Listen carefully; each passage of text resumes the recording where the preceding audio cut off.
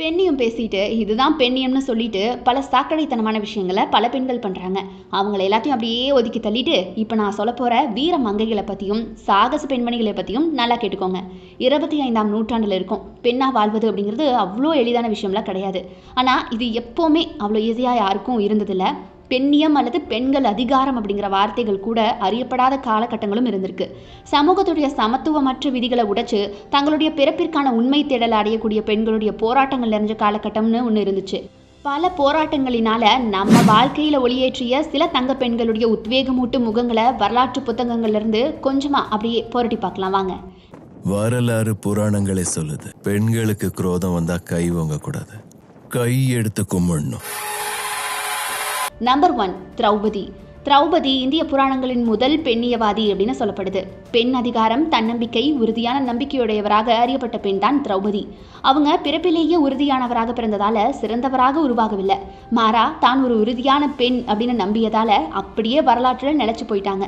மகன் வேணும் அப்படின்னு நினைச்ச தந்தைக்கு மகளாக பிறந்து வசந்தமே இல்லாத கடும் வாழ்க்கையை அவங்க வாழ்ந்தாங்கன்னு சொல்லலாம். அவங்க வாழ்க்கை நிறைய துன்பங்கள் நிறைஞ்சதாக தான் இருந்திருக்கு. ஆனாலும் அது அவங்களுடைய உள்ளுணர்வை பின்பற்றுவதை தடுக்கவே இல்லைன்னு சொல்லலாம். எந்த இடத்துலையுமே அழகான, ஒழுக்கமான மற்றும் அறிவார்ந்த திரௌபதியே, ஆமா, இந்த பெண்ணே உண்மையில மகாபாரதத்துடைய கதாநாயகி. தான் வாழும் இல்லத்தை புனிதமாக்குவதும் ஸ்திரீயே ஆவாள். இந்த அகிலத்தை பவித்திரமாக்கும் சக்தியும் சக்தியின் உறைவிடத்திலேயே உள்ளது. நம்பர் 2 சாவித்ரிபாய் பூலே. சாவித்ரிபாய் மற்றும் இவங்களுடைய கணவர் பார்த்தீங்கன்னா இந்திய பெண் கல்வியுடைய முன்னோடிகளாக திகழ்ந்தவங்கன்னு சொல்லலாம். சாவித்ரிபாய் பார்த்தீங்கன்னா பட்டியலினத்தை சேர்ந்தவங்க. பிரிட்டிஷ் இந்தியாவில் பெண் உரிமைகளை மேம்படுத்துவதிலையும் சமூகத்துடைய தவறான எண்ணங்களை அகற்றுவதிலையும் முக்கிய பங்காற்றியவங்க. இவங்க அது மட்டும் இல்லாமல் இந்திய வரலாற்றில் தன் கணவருடைய இறந்த உடலுக்கு எரியூட்டிய முதல் பெண்மணி அப்படின்னு சொல்லலாம். 1998 மார்ச் மாதம் 10ஆம் தேதி அன்னைக்கு இவங்களுடைய சேவைகளுக்கு மரியாதை செலுத்தும் வகையில் இந்தியன் போஸ்ட் நிறுவனத்தால் இவங்களுடைய அஞ்சல் தலை வெளியிடப்பட்டுச்சு. கல்வித்துறையில் சாதிக்க நினைக்கும் பலருக்கும் இவங்க ஒரு அணையா விளக்கு அப்படின்னு சொல்லலாம். இன்னைக்கும் அணையா விளக்கா இருந்து அந்த மாதிரி நினைக்கிறவங்களுக்கு ஒளி தந்துட்டு இருக்காங்க. காடு இருந்தா எடுத்துக்கிடுவானுவ, ரூவா இருந்தா புடிங்கிடுவானுவ. ஆனா படிப்பை மட்டும் நம்ம கிட்ட இருந்து எடுத்துக்கிடவே முடியாது சிதம்பரம். நம்பர் 3 விஜயலட்சுமி பண்டிட். விஜயலட்சுமி பண்டிட் தான் முதல் பெண் இந்திய கேபினட் அமைச்சர். இந்திய தேசிய காங்கிரசுடைய தேசிய தலைவராகவும் இருந்தவங்க.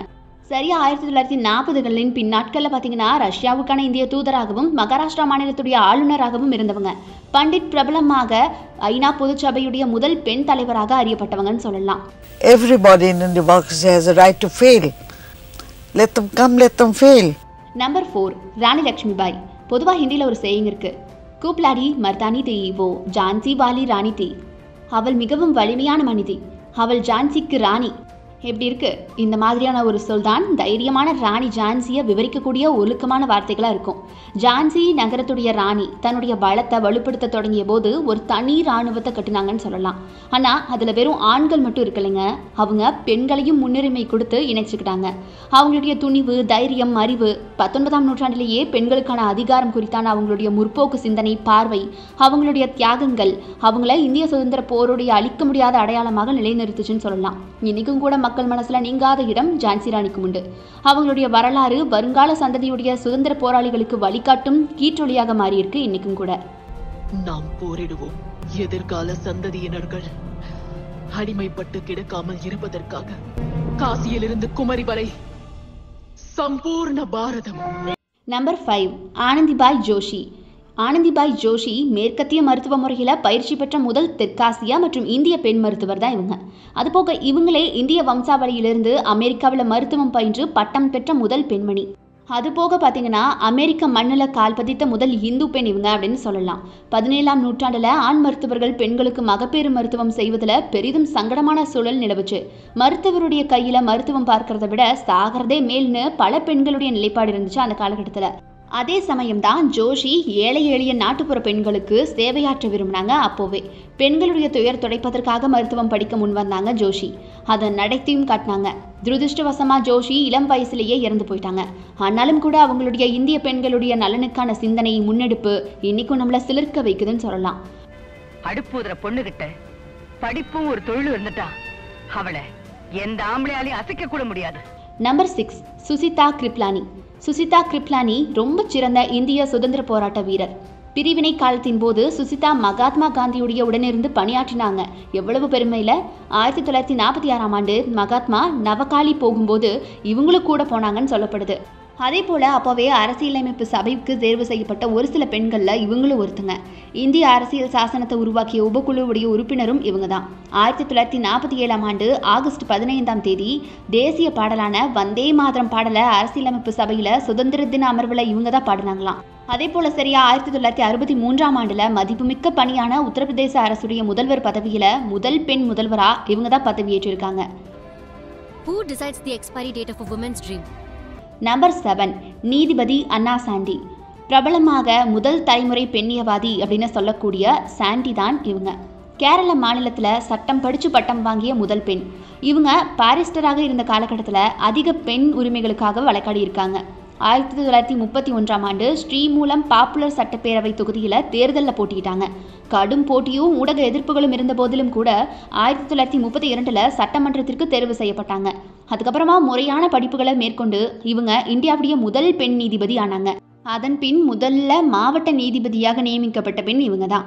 அதுக்கப்புறமா நாட்டிலேயே முதல் முறையாக உயர்நீதிமன்ற முதல் பெண் நீதிபதியாக கேரள உயர்நீதிமன்றத்தில் 9ஆம் தேதி பிப்ரவரி மாதம் 1959ஆம் ஆண்டு அன்னைக்கு அமர்த்தப்பட்டாங்க. அதில் அவங்க 9 ஆண்டு காலம் நீடிச்சிருக்காங்க. சட்டத்தை பயன்படுத்தி சமுதாயத்தை மாற்றி அமைக்க வேண்டும். விபச்சாரி, வேசி என்ற சொற்கள் அகராதியிலிருந்தே அகற்றப்பட வேண்டும். நம்பர் 8 சரோஜினி நாயுடு. சரோஜினி நாயுடு 1879 பிறந்தவங்க. அதிசயத்தக்க குழந்தை நட்சத்திரமாக சிறந்த பாடகியாக இருந்தவங்களுக்கு இந்தியாவுடைய நைட்டிங்கேல் அப்படிங்கிற பட்ட பெயர் சூட்டப்பட்டுச்சு. இவங்க தன் கல்வி அறிவிலையும் சரி பல மொழிகளை கற்று அறிவதிலையும் சரி சிறந்து விளங்கியிருக்காங்க.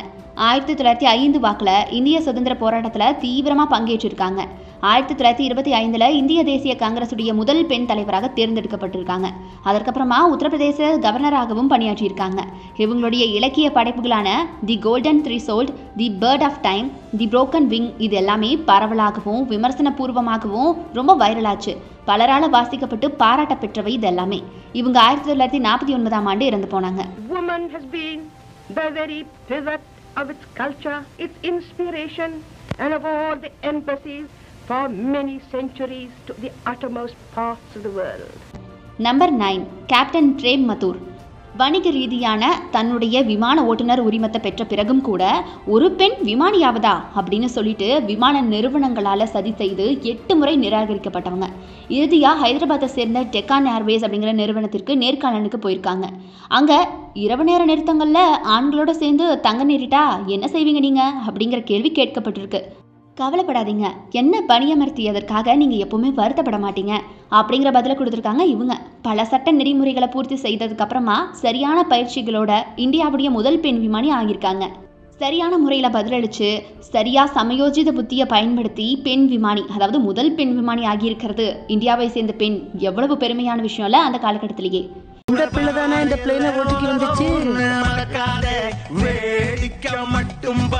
நம்பர் 10 கல்பனா சாவ்லா. இவங்க லாஸ்ட் பட் நாட் லீஸ்ட் அப்படிங்கிற மாதிரி தான். கல்பனா சாவ்லா இந்திய அமெரிக்க விண்வெளி வீரர், அது போக விண்வெளியில் கால் பதித்த முதல் இந்தியரும் இவங்க தான்.